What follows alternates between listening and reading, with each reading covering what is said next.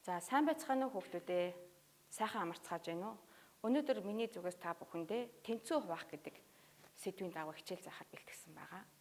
За хүүхдүүдээ ерөнхийдөө бидний амьдралд одоо аливаа нэг зүйлийг тэнцүү хуваах тохиолдол ер нь гардаггүй. Мэдээж гардаг. Хамгийн наад зах нь бид нэр хамгийн дотны найзтайгаа шоколад одоо амттнаа хувааж идэхдээ бид нар тэнцүү хуваах шаардлага гардаг шүү дээ.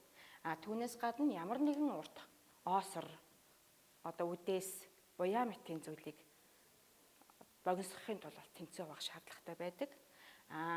Мөн тууз. За тууз гэж хэлснээс туузыг ер нь юунд ашигладаг юм бэ хүүхдүүд? За бид нар туузыг бэлэг боох эсвэл одоо ёлкныхоо модыг гацуур модоо засахтаа туузыг ашигладаг шүү дээ. Хулан гэдэг охин байжээ. Хулан гэдэг охин одоо найздаа зориулаад ном бэлгэлэхээр болж номоо чимэглэх гэтэл түнд 1 метр тууз байна. За 1 метр туузаараа номоо чимэглэх гэтэл арай жоохон урттаад байсан тул хулан маань туусныхаа яг хагасаар нь ном чимэглэхээр болжээ.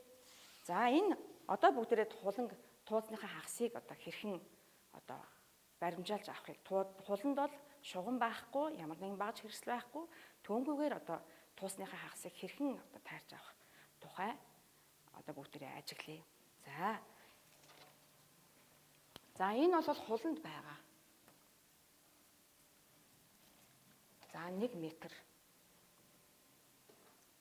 За энэ тууз бол 1 метрийн урттай тууз. Хуланд байгаа туузтай яг адилхан хэмжээтэй 1 метр урттай тууз. За хуланд байгаа тууз маань энэ байна. За энэ хуланд байгаа туузыг яавал одоо бүгдээрээ тэнцүү хуваана гэж бодож байна. За мэдээж энэ хоёр үзүүрийг давхцуулан нийлүүлнэ. Хэрвээ дээр доор нийлүүлж ингэж огтлох юм бол тууз маань урт богино хэсэгт хуваагдана. Тийм учраас үзүүрийг нь яг давхцуулан нийлүүлж сайн бариад энэ хэсгийг нь гол хэсэгт нь мөр гаргаад хайчлах нэ.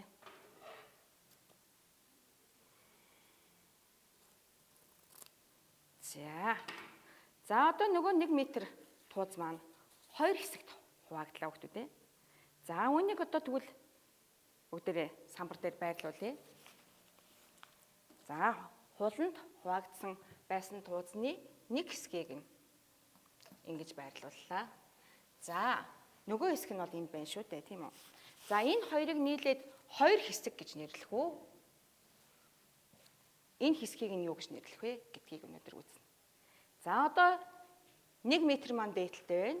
Энэ бол 1 метрийн юу вэ хүүхдүүд ээ? Ямар хэсэг нь вэ хүүхдүүд ээ? За энэ бол 1 метрийн хагас хэсэг нь байна. Хагас хэсэг нь байна. За энэ 1 метрийн хагасыг тоогоор хэрхэн илэрхийлэх бол?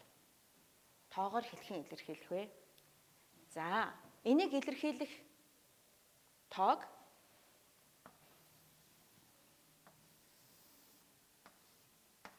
2 хуваасны 1 хэсэг гэж ингэж илэрхийлдэг байна. Тэгвэл аливаа зүйлийн хагасыг 2 хуваасны 1 гэж илэрхийлэх нэ. За одоо нөгөө хуланд байгаа тууз маань, үлдсэн тууз маань энэ байж байна. За энэ бол анхны 1 метрийн 2 хуваасны 1 хэсэг шүү дээ. Хагас тууз гэсэн үг, хагас метр гэсэн үг. За энэ хагас метрийг ахиад хуваая бүгдээрээ. Ахиад хуваахын тулд мөн түрүүний шиг үзүүрээ давхцуулж нийлүүлээд нөгөө талын сайтар ингэж хэв гаргасны дараа хайчлаа.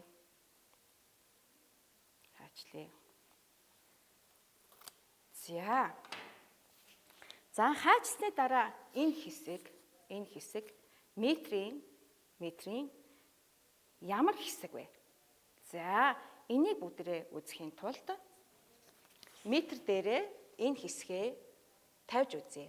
1 яг 1 метрт 1 2 3 4 удаа багтж байна энэ хэсэг маань. За энэ хэсгээ бүгдээрээ самбар дээр илэрхийлье. Самбар дээр тавья. За одоо энэ маань метрийн хэдэн хэсэг вэ? Бүгдээрээ энэ хэсгийг бүгдээрээ тэмдэглэе. За нөгөө түрүүнийг 4 хуваасан хэсгээрээ 1 метрээ хувааж үзүүлье. За.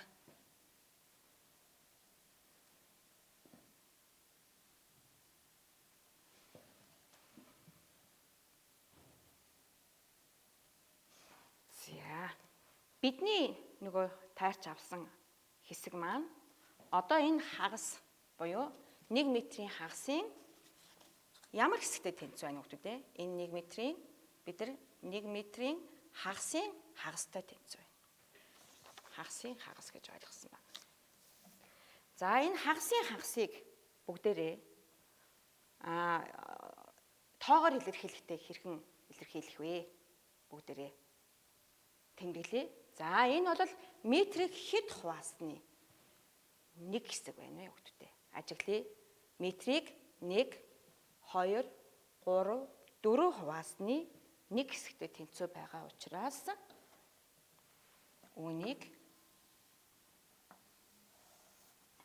4-ний 1 хэсэг гэж тэмдэглэх нэ. За одоо бүгдээрээ эхнээс нь 2-ны 1 хэсгээ уншия. За энэ 2-ны 1 хэсэг гэдэг бол утгаараа бол 1 метрийг 2 хуваасны 1 хэсэг гэсэн үг юм байна.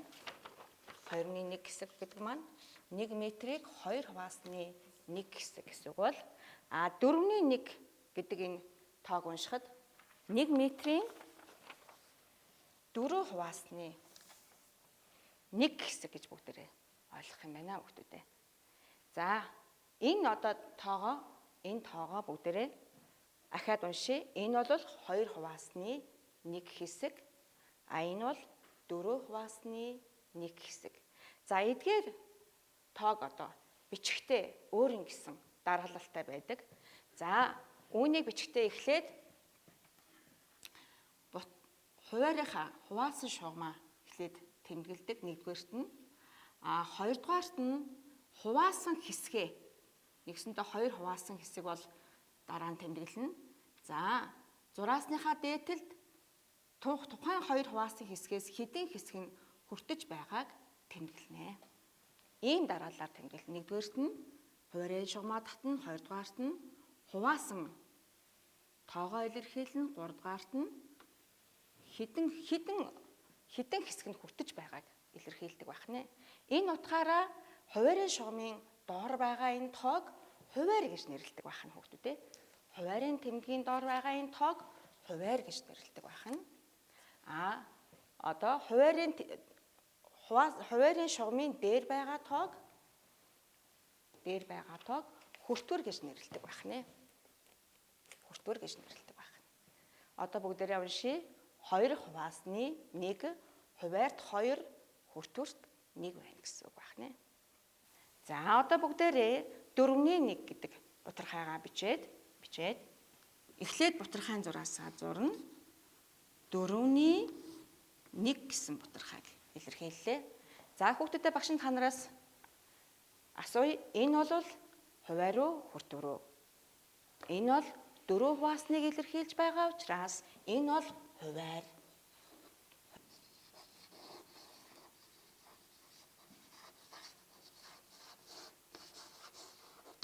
За одоо 4 хуваасны 1 хэсэг нь хүртэж байгаа учраас энэ 1 гэдэг цифр бол тухайн бутархайн хүртвэр хэсэг байх нэ.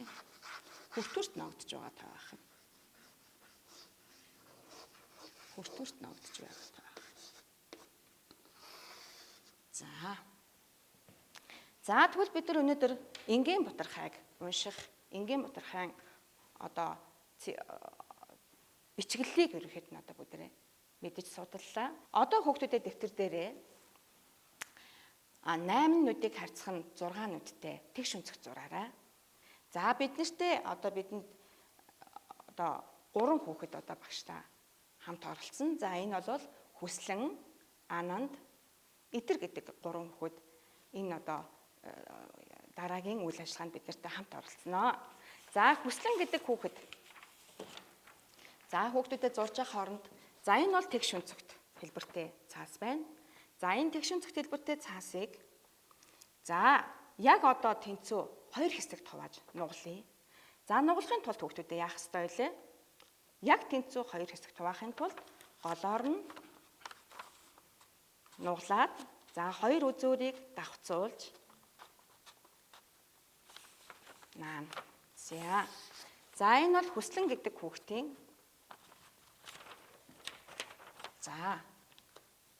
тэгш өнцөгт хэлбэртэй цаасыг нугалсан байдал. Эдэр гэдэг хүүхэд харин арай өөрөөр нугалсан байна. За эдэр гэдэг хүүхэд бол уртаар нь өргөн хэсгээр нь тэгш өнцөгтэй өргөн хэсгээр нь хоёр хуваасан байна. За хуваахдаа мөн тэнцүү хуваахын тулд хоёр талын ирмэгийг маш сайн давхцуулж нугалжээ. За энэ хоёр маш сайн давхцаж байгаа учраас энэ хоёр талд одоо үүссэн дүрс бол хоёулаа хоорондоо тэнцүү хуваагдсан гэсэн үг. За эдрийн хуваалтыг энд илэрхийлж үзүүлье. За ананд бол арай өөр хуваачи. Ананд гэдэг хүүхэд. За хуваахдаа яаж хуваасан гэхлээр ингэж хуваасан байна. За үүнийг бүгдээрээ энд нааж байгаад үнэхээр тэнцүү хэсэгт хуваагдсан. Энэ ингээд нугалахаар давхцахгүй байгаа. Гэхдээ тэнцүү хэсэгт хуваагдсан уу гэдгийг бүгдээрээ дараагийн удаа баталнаа. За энэ бол 2 одоо нэг бүтэн тэгш өнцөгтийг 2 тэнцүү хэсэгт хуваасан 3 өөр хуваалт харагдаж байна хүүхдүүд ээ. За одоо харин бүгдээрээ бүх хүүхдүүд та бүхэн ч гэсэн төвтөд дээрээ зурчихсан байгаа ах гэж бодож байна. Зурсан одоо дүрсийнхээ яг хагасыг нь буюу 2-1-ийг нь цэнхэр өнгөөр будаарай. За мэдээж хүүхдүүд маань энэ 3 хүүхд маань ч гэсэн цэнхэр өнгөөр будна. За багш нь будсныг ингэж илэрхийлье. За эдгээр бол хүслэн бол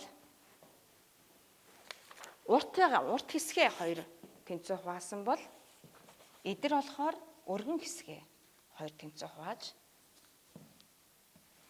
2-1-ийг гаргажээ. За анандынх бол арай өөр байна. Гэхдээ энэ тэнцүү хэсэг хуваасан уу үгүй юу гэдгийг бүгдээр одоо шалгая. За үүнийг яг эсрэг талыг нь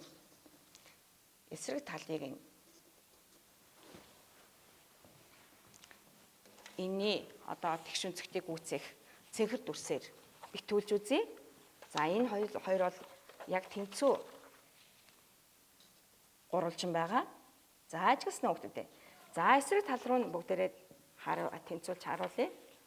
За нөгөө тэгш өнцөгтийг бүрсэн учраас энэ бол тэгш өнцөгтийг яг цэвэр 2 хуваасан байна гэдэг нь харагдаж байна хүүхдүүдээ. За одоо үлдсэн цэнхрээр илэрхийлсэн дүрсүүдээ бүгдээрээ нэрлэе. За энэ бол хэдийн хэсэг үлээ хүүхдүүдээ? За энэ бол 2 хуваасны 1 хэсэг. За энэ мөн 2 хуваасны 1 хэсэг. Энэ мөн цэнхрээр будагдсан мөн 2 хуваасны 1 хэсэг гэж нэрлэнэ. За үүнийг өөрөөр юу гэж хэлэх вүлээ хүүхдүүдээ? Энэ тэгш өнцөгтийн хагас гэж нэрлэдэг.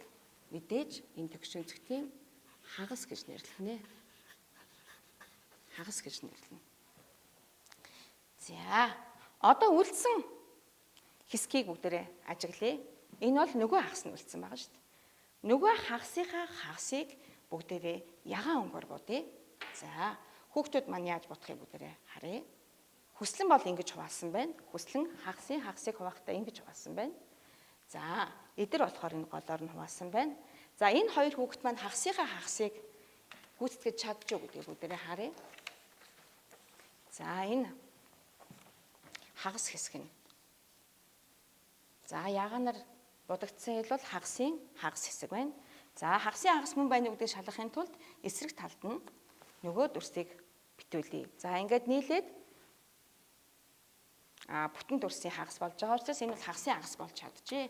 За эдэр мөн хагасын хагас буюу энэ хэсгийг ягаан өнгөөр боджээ. За одоо бүгдээрээ эдэр буюу хүслэн хоёрын Ягаан өнгөөр тодорхойлсон хэсгийг бүгдээрээ тодорхой тоогоор илэрхийлье. Тодорхой буюу энгийн тодорхойгоор илэрхийлье. Бүгдээрээ багштайгаа зэрэг хэлээрэй. Энэ бол 4 хуваасны 1 хэсэг. Мөн энэ бол 4 хуваасны 1 хэсэг гэж унших нэ. За ананд нөгөө хэсгээ яг тэнцүү 2 хэсэг хуваах гэтэл асуудал үүслээ. За яагаад гэвэл нөгөө үлдсэн хэсгээ 2 тэнцүү хуваах гэтэл ямар ч нугалаа гарсан энэ хоёр маань давхцахгүй байгаа.